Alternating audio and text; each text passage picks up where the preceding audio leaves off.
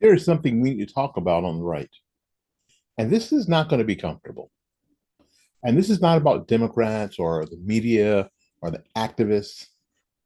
This is about the people who say that they believe in limited government and personal responsibility. The people who say they believe in faith and family, constitutional rights, and school choice. The ones that raise their fists supporting border security, law and order, and free speech. But when the fight comes, they suddenly disappear. Everybody wants the title. Everybody wants to be called conservative.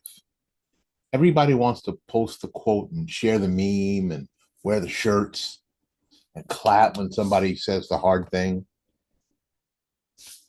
But when it comes time to stand up in public, show their face, defend the candidate, support a local race, challenge a school board, call out corruption, write a check, knock on a damn door, make the phone call, or take some criticism.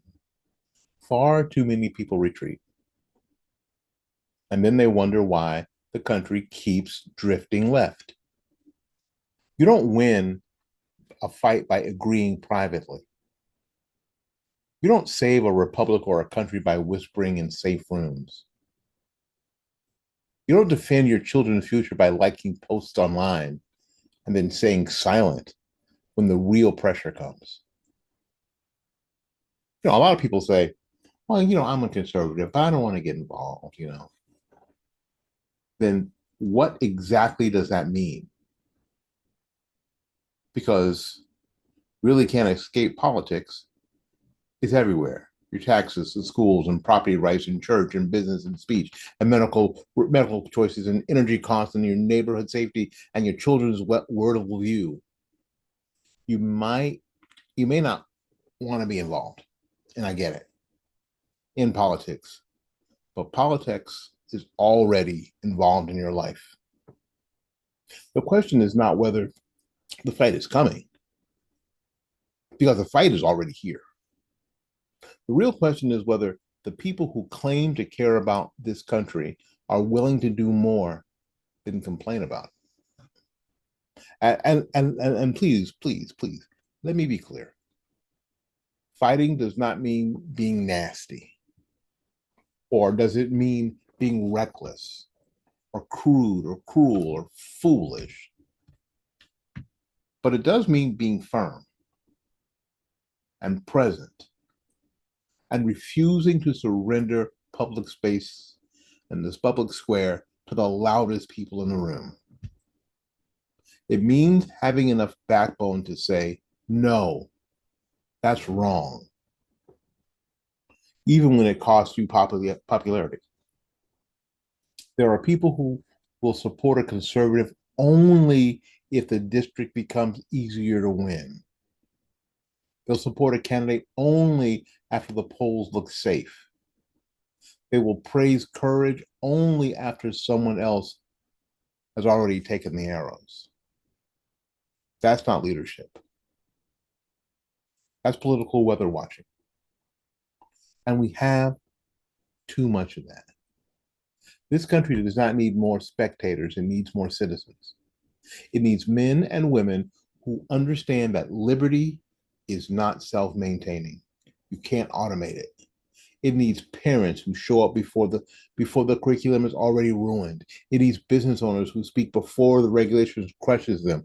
It needs pastors who preach truth before the culture demands silence. It needs voters who stop waiting for perfect candidates and start supporting principled fighters who are actually willing to enter the arena. Let me say that again because this is so important. It needs voters to stop waiting for perfect candidates and start supporting principled fighters who are actually willing to enter the arena. Because the left has learned something the right too often forgets. Power responds to pressure, not wishes, not complaints, not private agreement, pressure, organized pressure, repeated pressure, public pressure, financial pressure, electoral pressure, cultural pressure. The people changing this country are not always the majority. Sometimes they're just the ones who refuse to shut up, refuse to sit down, and refuse to go away. So here's the challenge. Stop asking why nobody is fighting if you're not willing to fight. Stop asking why good candidates don't run if you will not support them when they do. Stop asking why schools are failing if you are not willing to show up at meetings.